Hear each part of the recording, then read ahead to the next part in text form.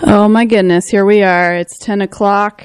You're listening to WZNC LP Bethlehem, North Country Community Radio, 99.9 FM, and streaming online at nococommunityradio.org. You're tuned in to North of Normal. I'm your host, Amanda McKeen. My mission is to create an unfiltered, human-centered space where local leaders, business owners, and changemakers share their stories, perspectives, and passions. Not to promote, but to connect. North of Normal celebrates what makes our North Country community rich, real, and worth rooting into. We're live every Tuesday from 10 to 11 here at NCCR, which is now on Main Street in Littleton. Very exciting. And today's guest is Becky Colpitts. Becky, thank you so much for being here. Oh, it's my pleasure. So excited to sit down with you. Oh, I'm so excited to have a conversation with you, too. I'm, feeling electric. Good. I was, counting down the minutes until now, honestly. Even yesterday, I was just there was this surge because of the social media post that I put out, and I just saw this overwhelming love and support, and I love seeing that. I love the sense of community that comes around, even on social media, you know? Oh, my gosh, I do too. And it always happens with your post. I mean, I think we all love each other here. I think that's very evident. So I actually wanted to take a second and read some of the comments because they're so wonderful, and I think it would be a shame not to. Oh. So I'm going to blush again. Yeah, you're going to blush, but that's okay. We need to take a moment and honor you. Eric says, Becky is a wonderful woman, so full of love and life, kindness and compassion. She's just the best. A couple other people, she's the best. Becky is the absolute best. Let me go to your shared post because you got a lot of comments too. This is going to be so special. Cannot wait to tune in. We love you. Becky rocks. Becky understands the importance of community, understands our North Country communities, and works tirelessly to make a difference. Thank you. Nobody more special. We love you, Becky. NCCR will let the rest of the North Country see why. Love Becky Colpitts and all her great energy and passion. Becky is a dynamo. Becky is such a shining gem. So going to listen in. Congratulations, and you look so beautiful. Becky Colpitts, all of us at V2VG support you. You're awesome. The best person to have. Oh, man. Just so much love. Isn't that wonderful? It is so wonderful, and it's because they're so wonderful, too. Oh, my gosh, I just love all these people. That's so great. I'm just so thankful that you said yes to my invite because I know when I initially asked you, you were like, can I think about it? You know? I know, a little bit shy. Yeah, but, I think that you're meant to be here today. What you do is so important to the North Country. We need to tell our stories. We get so busy in life, and really the connection comes from the telling of the stories. Yeah. And seeing how, we're more alike than anything else. Yes. I mean, that just shines through in what you do. So good. Thank you. Yeah. Thank you for doing this. Yeah. Awesome. Just awesome. Yes. Well, it's, all the people here, all the special people make it what it is. So I'm just bringing them all together and kind of augmenting their voices, right? Well, that's the pinpoint that was needed at this time. Yeah. So thank you. Good. So Becky, I don't really like to focus on titles, but you were telling me before we got on that your title has changed at the co-op. Yeah. So we have a new CEO. It's a cooperative chief executive instead of a general manager, because it's more umbrella. We're quite big now. Yeah. And I'm really, it's interesting because I've been thinking about how we've grown over all these years, and it's still my happy place and a community, and everybody who comes into the co-op, man, I just feel a connection. There's so many connections, and how to keep that a community feel without thinking, oh my gosh, we're so big. I want to keep that those stories going. Yeah.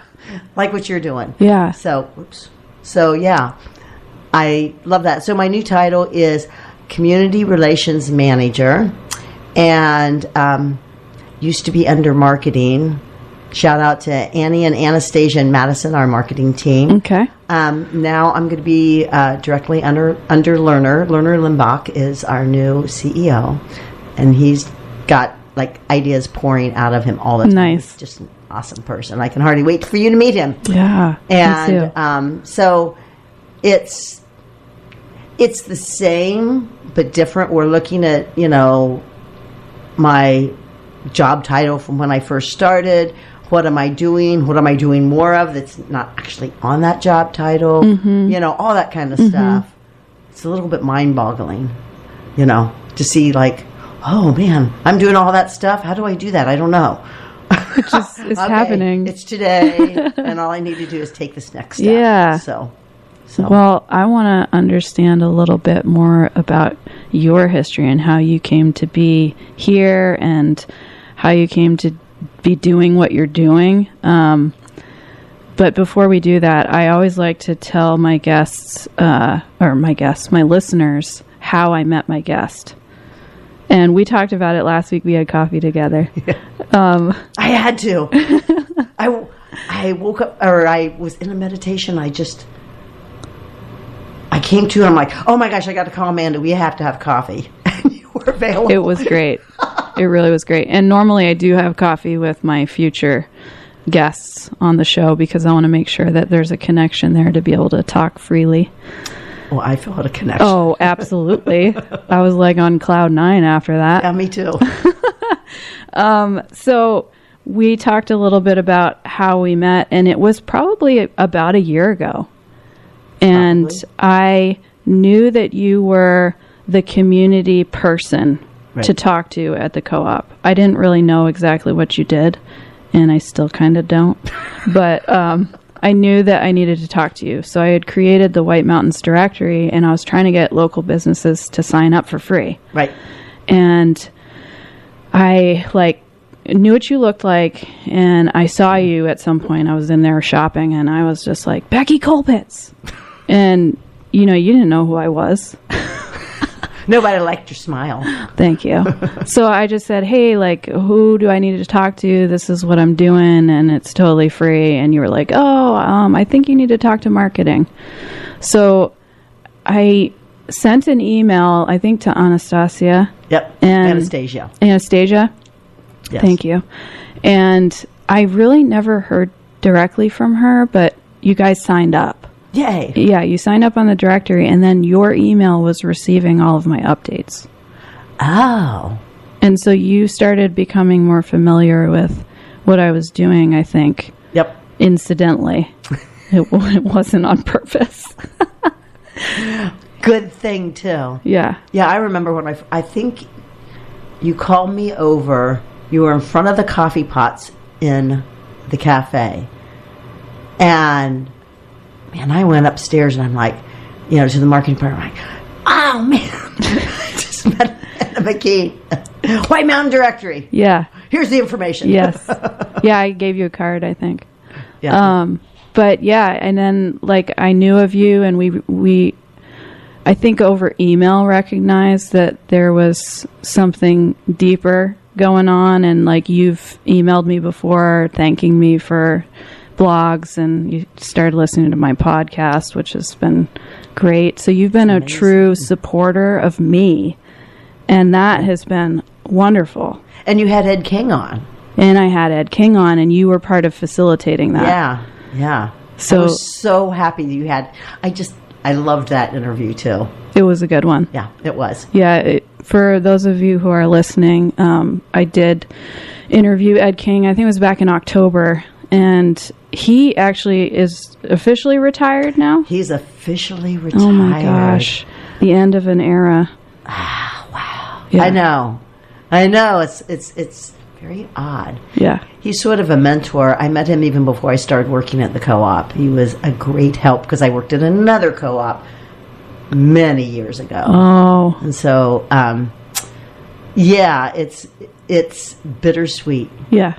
and his predecessor is awesome. So, yeah. You mean his successor? I mean his successor. Yes. Yes. Sorry. Okay.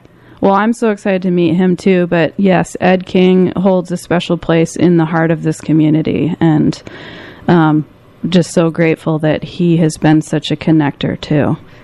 I was so impressed with him saying that that we look for people who are people persons. Yeah. Who are friendly, and you have a good attitude, and it's happy people. Yeah. And you can see that. Yes. In the co-op. Yeah. It's evident. His legacy goes on. It does. I love that. I love that you use the word legacy, because that's like a hot topic for me lately. Why so? It just keeps coming up. I just keep seeing it in day to day and other people, and I'm like, I'm starting to understand what that word means. You're creating one right now. Yes. Yes. It's how we show up every day. That's our legacy. That's right. Yeah. That's right. So let's talk about where you came from, Becky. I want to know, where were you as a little girl? Like, what was that situation like? So I grew up in Ohio. Oh. And I grew up, my first 12, almost 13 years was spent on a small diversified farm. Small compared, it was big to me. We had 150 acres. My dad he would term himself as a sheep farmer, but we had cattle, we had pigs, we had chickens, he gave me a bunny, so we had bunnies. Nice. And he grew wheat and corn and did hay and all those things in a smaller farm. Yeah. And I'm the third of 3 children. My sister and my brother are quite a bit older than I am. My sister's still alive. She's 20 years older than me, and she's in California. Wow. And she moved away when I was 4. And she wasn't even in the house when I was born. She was in college. Yeah. And the story is, she came home from college, and my parents said, "You're going to have..." She's like, "No, what? You guys don't do that. No." Wow. And my brother was 15 years older than I am. He passed away in 2021. And so he was out of the house by the time I was like 3 or 4. Yeah. And so I was pretty much raised as an only child. Yeah. My sister moved to California. Not only was she wasn't in the house when I was born, but she got married and moved to California when I was 4. So it's my connection, my California connection, because we would go out and visit a lot when I was growing up. That's nice. So I sort of had free reign of the farm, a lot of walks by myself, just, feeling totally safe, totally belonging. And my father was very much of a people person, and I think that's where I got the idea that, wherever I was, I belonged, because that's the way he was. We would take trips out to California, and wherever we were, he would just stop and talk to people. Yeah. Stop and talk to people. And so many interesting stories came out of that. I remember one time it was Sunday morning, and my father wanted to go to church, and we were in probably New Mexico. So we went to a church, and everybody spoke Spanish, so... But I don't know. He shook so many hands and somehow communicated with everybody, and I totally felt like I belonged. Wow. The only thing about that area at that time was scrambled eggs had hot chilies in them. Of course they did. Everything did. Yes. Everything did. Yeah. And I didn't like it. No. So, yeah. Did you grow up being taught that you had to eat everything on your plate? No. You didn't? No. The only time I got in trouble when I was a kid, though, and I think I was probably being a little sassy, because a lot of times my mom would just make me stuff that I would actually eat instead of eating was. And one day we had spinach, and it was on my plate, and Dad said, "Eat your spinach," and I went, "No." And he just calmly went to, like, he went over and got a yardstick, and he just put it down beside him. He said, "Eat your spinach, little girl." So I ate my spinach all in one gulp. I think I put it in my mouth. It just swallowed it whole. Just slid down. That's the secret when you don't like something. Like, I did that with peas. I'm like, fine, I'll eat them, but I won't taste them. I didn't like peas either. Yeah. But then when I got to be a teenager, I tried them and I really liked them. Weird. Yeah, my taste changed, but that does happen. But yeah. Yeah. So I didn't have to eat everything on. Another story was my sister, lived in the Bay Area, and so we went out and visited, and they took us to a fancy restaurant in San Francisco that served, in my little mind at 6 years old, was like things I'd never heard of. And Dad's like, "What do you want?" And I said, "I want a hamburger." And my sister's like, "Well, you can't have a hamburger here." And the server came over and he said, "What do you want?" And he says, "We want a hamburger." And I don't have hamburgers. He says, "I know you have ground meat. Yeah. I know you have a fry pan back there. Yeah. You make her a hamburger." And I got a hamburger. Oh my goodness. So you were learning that you could ask for what others thought was impossible. Yeah. And get it. And get it. That's actually a really good lesson to learn. I never thought of it like that. Yeah. But yeah. I actually, do you know what oracle cards are? Oh, of course. Okay, so I had an oracle card this morning. I'm going to share it because I think it's relevant to what we just talked about. Here it is. Ready? Yep. If you limit your choices only to what seems possible or reasonable, you disconnect yourself from what you truly want. Absolutely. Right? I wanted a hamburger. You wanted a hamburger. You didn't think about what was possible or reasonable. You just decided that that's what you truly wanted. That's the magic of being a child. And if we can reconnect with that part in us, I think that's when we experience magic as adults. Absolutely. Right? Absolutely. So yesterday I was talking to Lerner, and he's from the Pacific Northwest, and he started a co-op out on Orcas Island. Oh. And so I was, talking to him about his experience and the experience of the co-op, because I do a membership training and I always tell our story. And our co-op started, 2006 was the beginning meeting, and it started in 2009. Only 3 years. And we bought land and we built a co-op, and it's been so successful. And so I was asking him his story. I'm like, "So tell me about Orcas. How long did it take you?" And he's like, "A year." I'm like, "What? What do you mean a year? That's impossible." And it's not. Yeah. And that's the kind of story he shared with me. He says, "We needed a co-op, and a small group of us came together, and I just always had it in my mind that this is what's going to happen." Yeah. "But a year." He says, "Well, we leased a building." And I'm like, "But you had to do infrastructure." He says, yeah. But I knew it was I just kept thinking that we just needed to have it. And it's like, yeah. Yes. That's so inspiring. It is. And it's hard to catch all the moments in my day where I am wrapped up in my brain and thinking about what's rational. And a lot of times that's what limits, the amazing possibilities in our lives. It's always possible. Yeah. Things are always changing, always possible. Yeah. Yeah. So thanks for sharing the story about you as a child. That's so awesome. And I can totally picture you, just being that safe and kind and happy little girl. Yeah.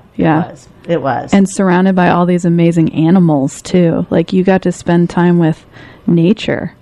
All the time. That's so special. I would just go out and so in Ohio, we don't have brooks, we have cricks. Not creeks, we have cricks. Cricks. Okay. So I go down to the creek because we had this farm road that went past one barn and past our machine shop, and then there was a lane, and you had to go across the creek to get to the other side, and then there was a place where there were, we had hogs, and then we had a lower barn that had cattle, and there wasn't a bridge. You had to sort of either walk across it or, usually on a tractor. And I would go down to the creek, and the only thing about the creek was there were snakes on the other side. And as a young little girl, I was a little bit scared of snakes. Yeah. So I just stay on the other side, and then I would just explore down the creek, and it was very wooded, and there was a willow tree, and it would get sort of dark with the dappled light, and I just follow the creek. And that sounds really magical. Yeah. And you do that by yourself? Yeah. Do you remember seeing anything really cool? Like, did you catch frogs or anything? No, not necessarily on those walks. I remember one time, one of my friends and I, this was when I was a little older, we were down at the lower barn, and the creek, ran beside the barn, and so we were going to go swimming.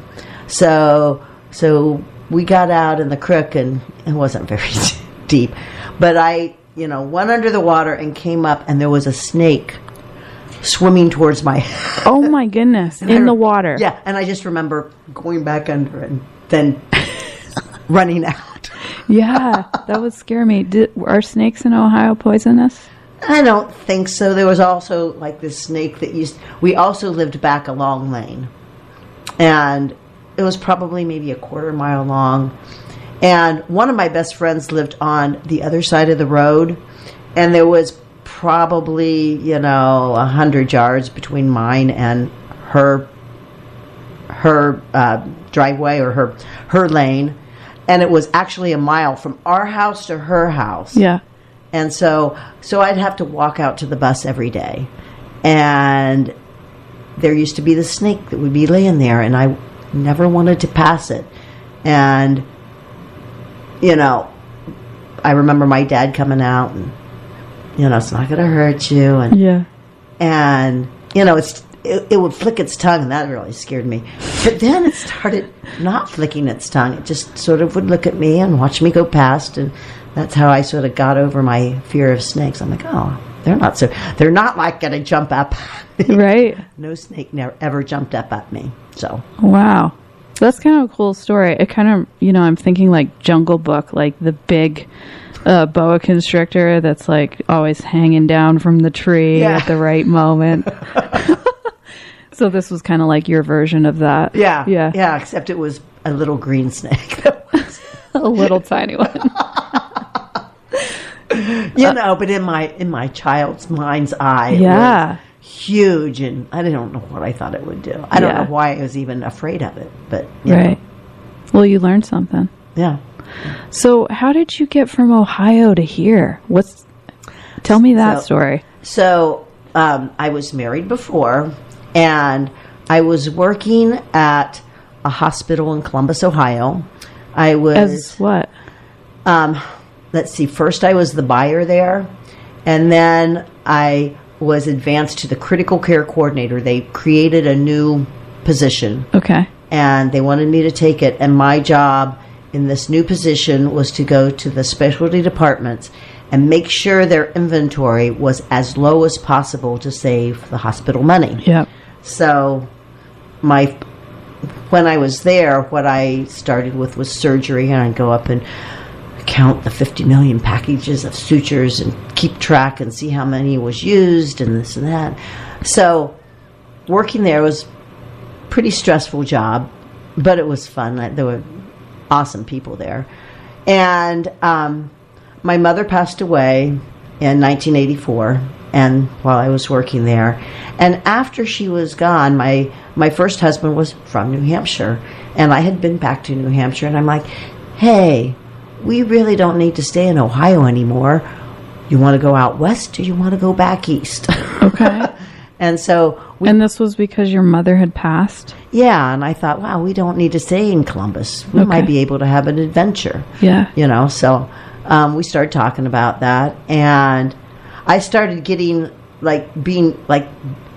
books would almost, how you hear books would fall off into your hand. Yeah. Well, and open to the right page. Yeah. And they were all about New Hampshire and or the New England area. There was one called Still Meadow Journal, and I read it and I was like, oh man, it's so cozy and lovely, and I just got this feeling that you should go back here. Oh, and then the Bob Newhart show, which was supposed to have been in Vermont, was the very beginning of that actually shows the sign in Sandwich, New Hampshire. Oh. And my husband knew that at the time. Pete knew that. And so we talked about that. And so he was a carpenter. And at that point, he could get a job whenever he wanted. He said, well, you got to get the job. So I started, sending out, or not even sending out resumes, just looking to see what in the world was available. Mm-hmm. And finally, there was a job for an import specialist or something at PAC 2000 near Wolfboro. And so I applied, and I got an interview, this place near Wolfboro in Mirror Lake.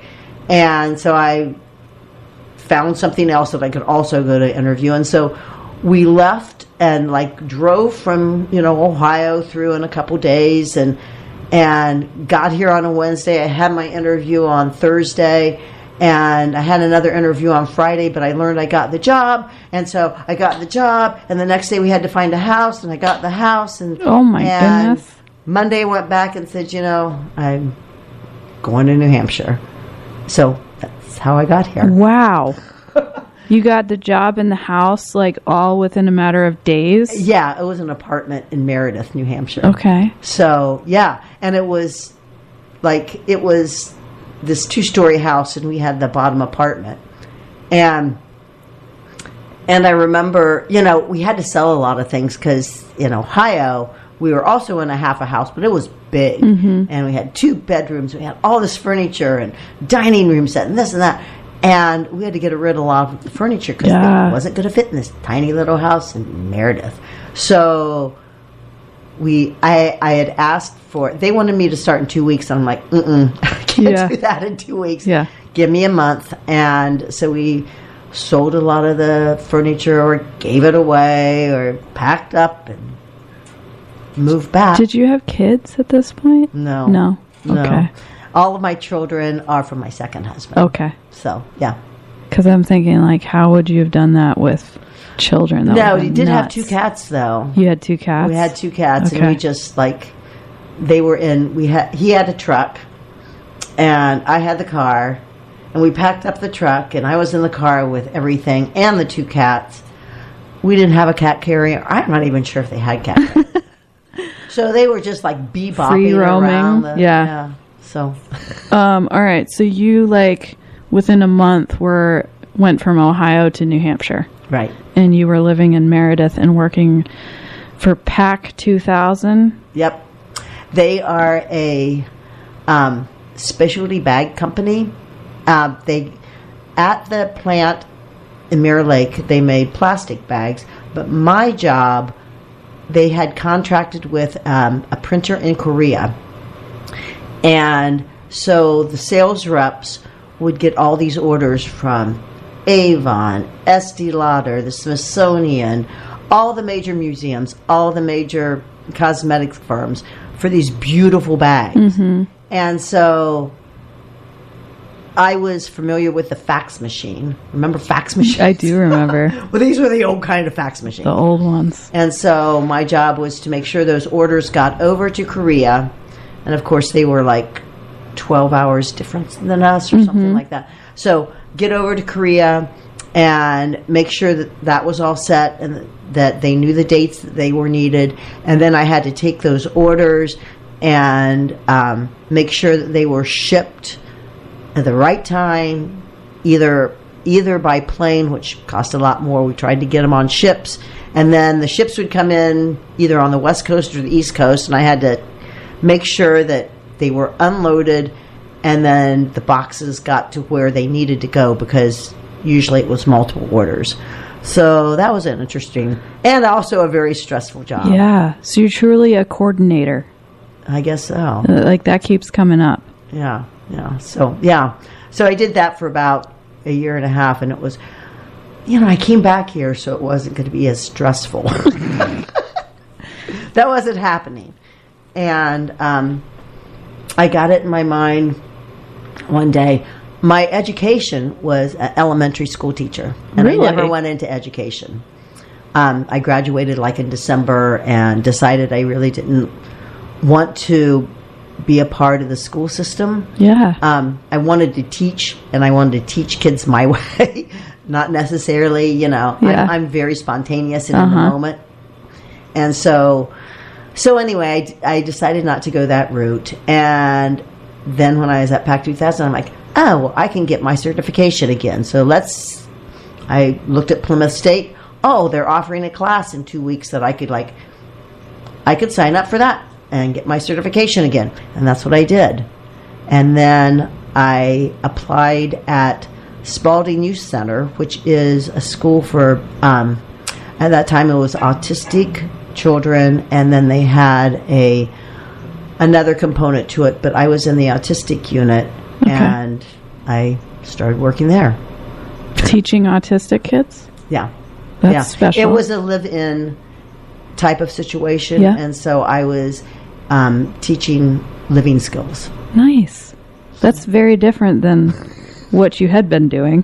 Yep. How long did you do that?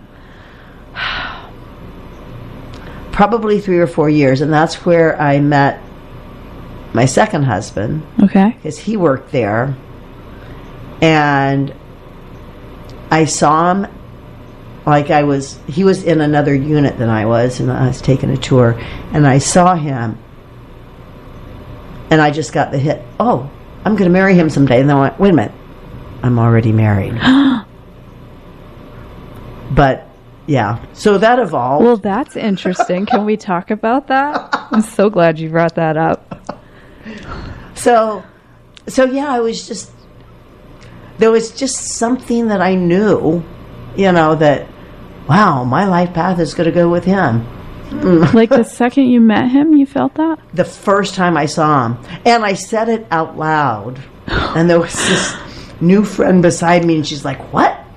I'm like, oh. She's like, you're already married. I'm like, I know. I don't know. So, yeah, that happened. Okay, so... And so, Chris and I, my husband's name is Chris, and so, we became friends, and yeah, then eventually I decided to get a divorce, and Chris and I moved pretty fast. We started living together. Yeah. I got pregnant. Oh. We got married. Yeah. I have a kid. And that was my oldest. And you have how many kids? Three And they're boys. all with Chris? Yep. Okay. Yep. And then we homeschooled. I homeschooled my kids. 2 of them went to high school. 2 of them also experimented around with school here and there. Yeah. But, yeah. Oh, And my man. oldest one homeschooled all the way through. Yeah. Okay. Was the divorce difficult? I mean, it's No. maybe was simple because you only had 2 cats together. Yeah. Right? Yeah. Yeah. Yeah, pretty much it was, we did our own divorce. I Yep. did all the paperwork. And he was in agreement and... Yep. Sort of. Yeah. It took a while.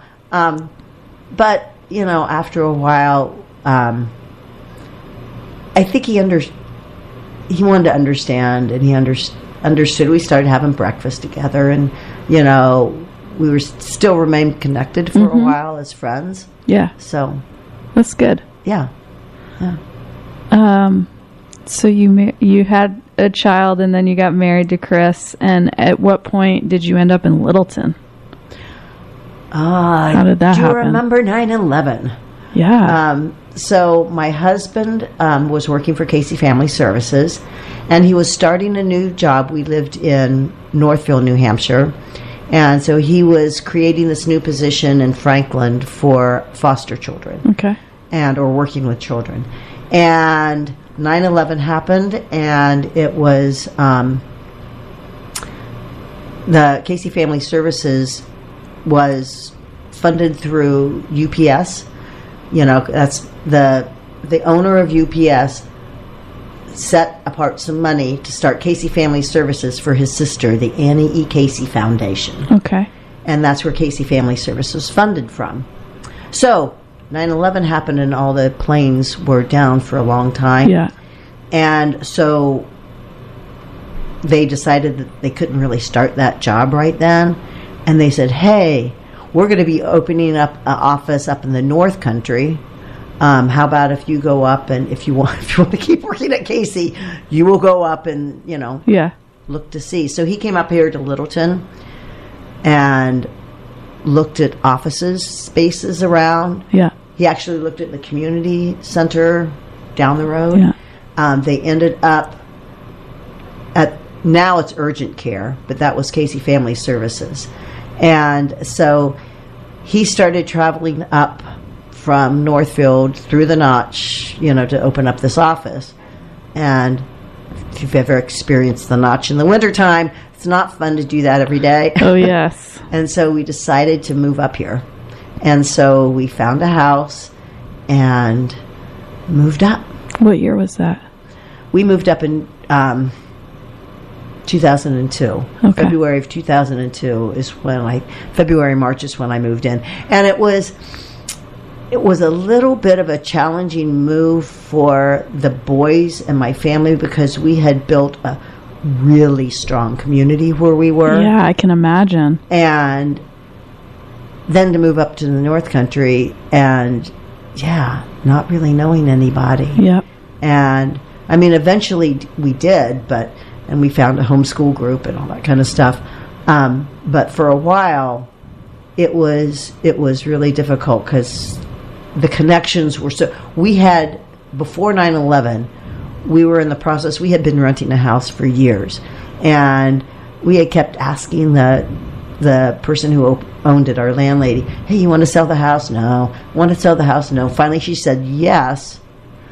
And so we were in the process of doing that when 9/11 happened. Okay. And our community just, it was our family of choice. It was not a community. It was our family of choice. And so it was a hard move. We've stayed connected. We still go to the winter. This community, one of the ladies, her name is Cynthia, always had a winter solstice, her and her family. She homeschooled her kids too. And we still go to the winter solstice. Nice. I didn't go this year, but my kids did. Okay. And so there's still connections with the people who live down there. Yeah. We just don't live down there anymore. Yeah. So let's talk about, because I feel like maybe many people can relate that have come here from somewhere else, and what was the key to you really getting connected with the people that live here? So that's an interesting story. So when we first moved here, we live in Monroe, so, it's just a little bit across the river to Vermont. Yeah. And, there was a convenience store at the time, Barnett Village store was open, and we'd go over there, and I'd, like my dad, I talked to everybody. Yeah. And I talked to them, and they're like, oh, you just moved. Are you okay? Do you feel welcomed? I'm like, hey, oh my God. Number one, it was a hard move. And it was like, well, I don't know, maybe. and that it wasn't the only time that question was asked. And then there were stories about Monroe. There was, families there that have been there since the beginning, and, very close. I got an idea that it might be a close community. Mm-hmm. But then I started talking to people, and there were so many people that had just moved up to Monroe. They moved up to Monroe from other places. So they were in the same situation as me, and there were probably more of those than, this perception of it being a tight, close, it was a very broad community. And so that made me feel better. Good. You know? Yeah. It was like, okay, there's people in our... And since we were homeschoolers, and Chris was based in Littleton, we'd come here to the library all the time. Okay. We'd bring the kids to the rocks out there in the river. Nice. It was so much fun. So, yeah, down by behind Schilling's, which wasn't there. That was a grist mill. And of course we had to go in and see the grist mill because that was educational and it was fun.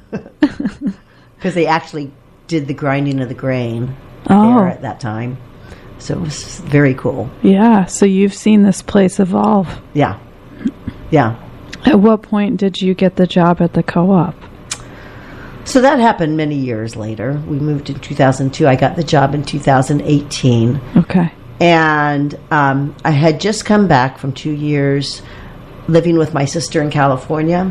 She had Alzheimer's. Oh. And along her journey, in 2016, my nieces out there who are closer to my age than she was, they'd call me and like, man, we've got mom, caregivers and things, and they're just leaving.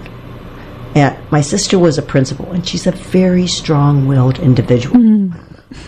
And, she'd kick them out of the house. And they would actually leave them. I'm like, you got to be kidding me. They can sit out. California's sunny all the time. They can sit out on the porch for their shift. Yeah. Just make sure she doesn't leave the house and wander off and fall. Because that's why they started giving her caregivers. So I finally said, they're having such a tough time. I'm like, how about if I just come out and live there? And I was working at the Grafton County Extension Office at the time. I had a part-time job that I absolutely loved with a supervisor. I worked with Heather Bryant, who was just an amazing person. And I had just told her this was my forever job. I'm just going to be here forever. And then I made this decision, and I had to tell her, well, family comes first. So I moved out to California to live with my sister for 2 years. First, it was going to be a year. After a year, there wasn't a solid plan in place. What was going to happen next. And so 6 months after that, my niece said, okay, she's going to live with me. I need 6 months to prepare. So I stayed another 6 months. So I was out there 2 years. And so I came back, and it's like, my husband's like, well, you need to get a job. And it's like, I will. It'll come. He says, well, you got to send that resume. He's like, no.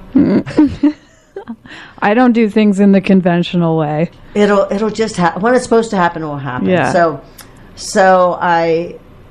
we were shopping at the co-op, and I was in the co-op, and the HR person at the time, her name was Melissa, and I knew her from the St. J co-op, and she saw me and she said, there's going to be a community outreach coordinator position happening in the spring. Oh man, you should do that because you would be awesome at it. And I'm like, oh, spring, wow, that's a long time. Like, okay, any positions between now and then? And there was a position, and I applied for it, but I really didn't want to be on the floor. It was a specialty cheese / bakery position. And I'm like, yeah, that just doesn't feel right. So I decided not to take that. And like the next week I went in, and she comes running up to me, and she's like, oh, I saw you pull in, because I had an orange car. She's like, I saw you pull in. We're going to start hiring for the community outreach coordinator. You've got to apply. And so I'm like, oh.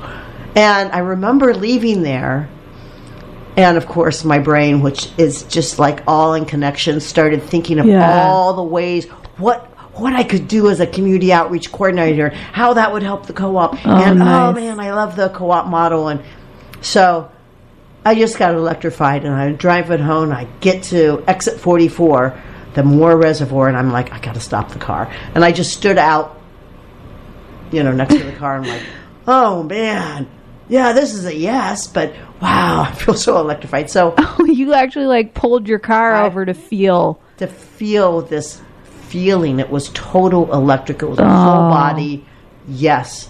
I don't know if I'll get it, but it's a yes, I'm going to apply, type of thing. We'll just see where it takes me. So so then I applied and got an interview, and here I am.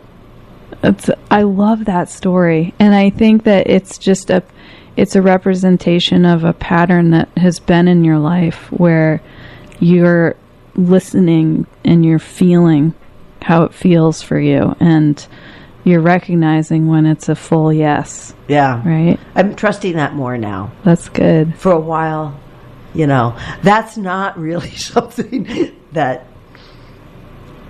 in my experience was really like understood. Yeah.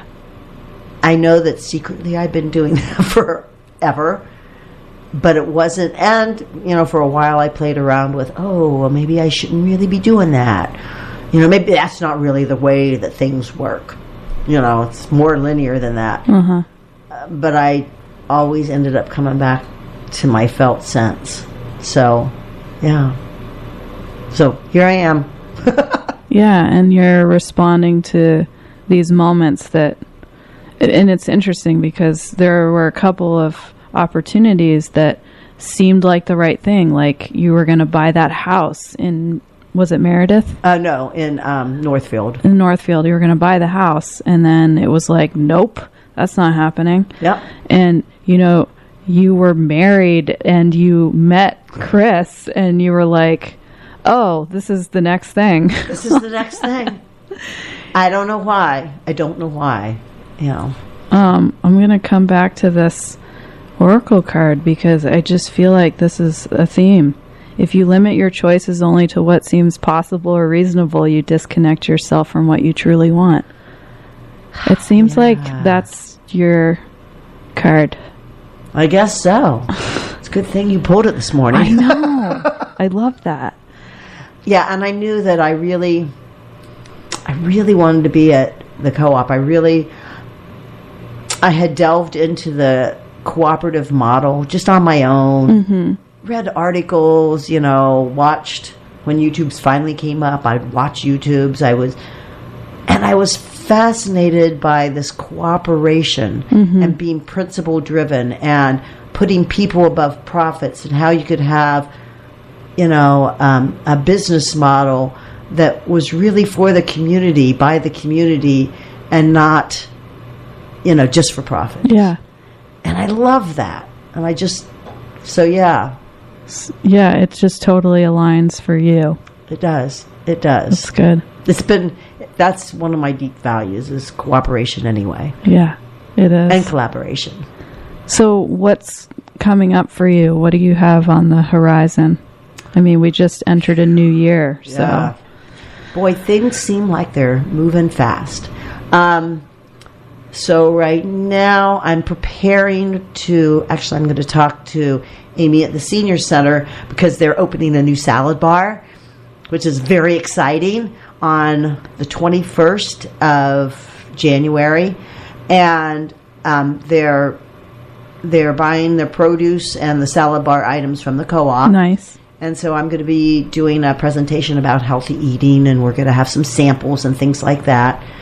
That's really exciting. The coordination of orders, I don't necessarily do the buying of those items, but I usually get the order along with Brian Labonte, who is our... Yeah, I've met Brian. Yeah, he's awesome. And so he gets the order together, and I make sure that they're going to be here, and, sort of that coordination piece, sort of like the ships. Yeah. So never thought about that, but yeah. Make sure that's all happens. Doing a lot with just trying to think, reaching out on a lot of different levels to a lot of different organizations, which all of a sudden left my mind. We're going to have another tour. We're going to have a store tour the day after that salad opening. She is so excited. Oh my gosh, the Senior Center is so excited about the salad bar. Which Senior Center is this? The Littleton Senior Center, right across the walking bridge. By the river? Yeah. Oh, okay. Yeah, they're so excited about this. Nice. I'm going to meet with her today, and she says she has other ideas for the senior center, and you know me, I like ideas. Yeah. So we'll see. But we're doing another store tour. It's called the Vermont Resilient Field Trip. So we're a border town. So it's through the New Hampshire Food Alliance. Mm-hmm. They're renting a bus and starting in Concord, and they're coming up to the co-op first for coffee and to pick up some more participants. And they're going across the river to Hardwick, where there is the Center for Agricultural Economy, which is a huge food hub. And that also is an awesome story. Anyway, so they're going over to go to this food hub, which has commercial kitchens. They just built a warehouse that has storage facilities that can be temperature controlled. Mm-hmm. They have freezers. Excuse me. They have. I've toured it before. They have these docks that, if you're coming in a Subaru, they lower the docks that you can, the farmers can take their produce and, put it in storage or do whatever they're doing with it. They also can raise it up so that semi-truck can come in and, So it's just an awesome model. It's been happening since, I think they started around in 2006. And I've just watched this Center for Agricultural Economy, that area, become just an awesome food hub area, local food town. Okay, so it's how farmers can distribute their produce. Right, which is really needed. To have those avenues so that you can grow your market. Yeah. Then they're going to come back to the co-op, and we'll be doing a tour. So we're planning that today. Well, that's fun. Yeah, it's on resilience, so I'll be talking about local food, local producers that we have in the co-op, how we do value-added product like our deli that, uses produce in, like, our soups. Yeah. We have a person who makes soups, and whatever, it's not the produce that hasn't gone by yet, could still be used, but it's not really, it's not really sellable. I mean, it's just a little bit past, so they use it in the soups, and the soups are amazing at the co-op.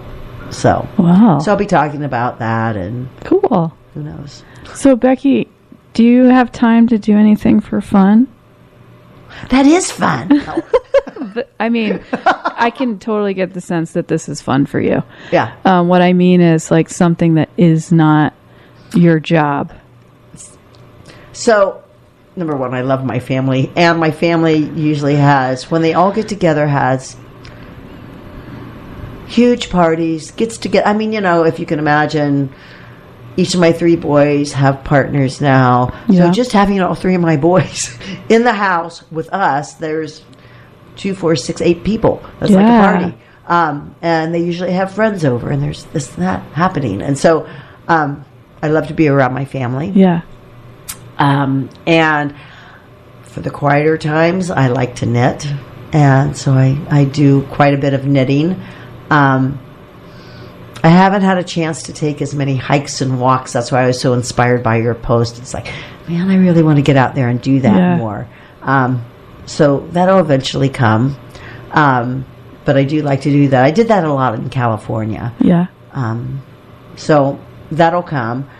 We have sheep, and, that's where the wool comes from. I've got a spinning wheel. I haven't nice. I haven't actually learned how to spin well yet. Okay. I keep trying, and it's a pretty weird yarn that I make. I'd like to see it. Oh man, I just keep tearing it apart and saying, "Okay, I'm going to try that again later." Yeah. It looks a little bit tedious to do something like that. I think it once I learn to get the rhythm down, I mean, I can feel it. I can feel it in my hands. I can feel yarn in my hands a lot of time, and I can feel the motion of a spinning wheel. And it's just like sort of a very quieting, mesmerizing process. Yeah. And I like that. Yeah. That's why I like knitting too. It's like, And I want to knit things that I don't have to think about a lot. Mm-hmm. I just want to like sit and, do the stitches. Yeah. And so I like to do that. I have completed, 2 sweaters so far. Wow. And, for years I just did things like cowls that go, COWLS. Cowls. Cowls. Yeah. Go around your neck. Yeah. Hats, socks, dishcloths made with cotton yarn, which feels a lot different because I can just sit down and like not even think about it. Right. So yeah. I just got yarn for Christmas too. My son wants something. So maybe a sweater. Not with 2 skeins, no. With 2 what? Well, they're 2. They call them skeins of yarn. Skeins. Yeah. Okay. SKEINS, skeins of yarn. And it has 2 colors, so it's enough for a hat or something. Like okay. That. We'll see. Nice. 2-color knitting. Yeah. That will be something new. Yeah. That's good. You find some quiet time. It's probably important because you are talking to people all the time, right? And you probably need to reset a little bit. Yep. Is that your reset time? Yes. I also like to stare at the fire. Is that an activity that I totally think it is. What do you do on your free time? Oh, I sit and stare at the fire. No. We have a wood stove. That's so good. I don't know if I was telling you about this, but I've certainly been talking about it with people, is that, our brains were designed to have moments of boredom. And because of social media and having a phone with us all the time and all of these gadgets, it has kind of taken away that unless you're intentional about it. So I think staring at the fire is probably a really important part of your day. Yeah, it is.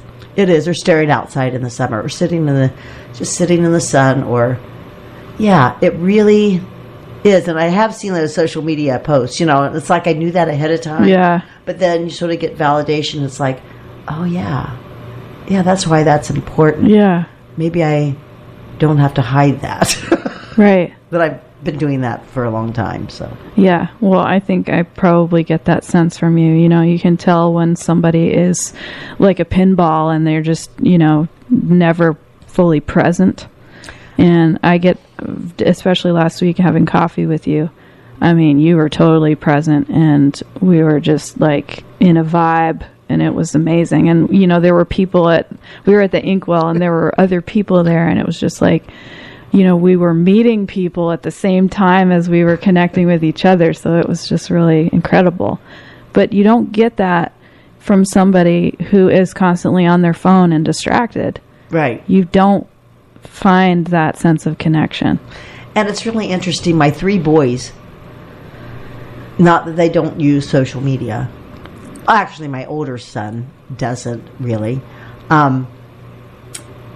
He does, but he's not like on Facebook and posting and stuff. He watches, informational YouTubes when he needs to build something. Yeah. And for music, of course. But they've been saying for years, they would, if I was on the computer while they were around, they're like, shut the computer down. And so I really took that to heart. It's like, oh yeah, they really want me present. That's good. I'm glad that they have the, assertiveness, I guess, to say, hey, this is what we want from you. Yeah. That's important too. Yep. That's why I tried to raise them to, it's important to speak your mind. You don't really have to have a reason for what you're doing exactly, as long as it makes you happy and it's not harming anybody. Mm-hmm. Just do it. Yeah. Just do it. And they've all 3 done it amazing. They're my gift to the world. Oh, that's so special. I think I met one of them. It was around a holiday. Maybe it was around Thanksgiving. He came up from Boston. That's Caleb. Was it Caleb? Yeah. What's this tattoo on your arm? So, he just... Is that garlic? It is garlic. Nice. It's sort of our family symbol. Okay. You want to hear... Do we have time for the story of this? We will make time. So, that's Caleb, and he has had a dream for since high school of doing some art thing up here in the Northeast Kingdom in Vermont. Okay. And he went to high school at St. Johnsbury Academy in art. Did a lot of art. Went to Italy for 4 years. He was a printmaker. And so both of my sons together bought a property over in Peacham on Rake Factory Road, unmaintained road, off the grid. Nice. But it used to really have an old rake factory there. You can still see the buildings burned in the 1800s. So you can see these buildings. You have to cross a bridge to get to the house itself, down their lane, cross a bridge. And my oldest son, Nathan, lives in the house. It's the old rake factory owner's house. And so it's an older house. It's beautiful. It's so quiet there. It is like seriously quiet. It's just beautiful. There's no lights. For the first year and a half, they didn't even have lights. They lit their house with candles and oil lamps. Wow. They do have running water, except right now it's frozen. But and it's totally off grid. Now we have solar. So my other son, Caleb, decides that he's going to build a tattoo parlor because he's a tattooist. He's also a teacher at the Boston Commonwealth School. Okay. And then in his off time, he's a tattoo artist at Lucky's in Cambridge. So that's where the social media comes in. He has to be on social media. So they built, my oldest son got a sawmill, and he's a wonderful woodworker. He's all self-taught. I am so proud of David. I can't even imagine how he learns all these skills. Anyway, so all the wood for the tattoo parlor is from the land. They had friends help. It's absolutely beautiful. It's called Middle Sun Tattoo. They had an opening this past summer because the building was finally done through a community. It was a community effort. There were so many people that helped. Inside the building is a lot of artwork from friends of his. There's a stained glass that a friend made. There are these absolutely gorgeous, like the window from the reception area to the tattoo area closes with wood panels. Mm-hmm. And these wood panels are chiseled out by a friend of ours, Molly. And they are beautiful. And she must have known the wallpaper too, because it has, and I think that they probably did that coordination, it has a flavor of the wallpaper that's in there as well. My son has such a aesthetic, for art and making something beautiful. So that opened up this summer.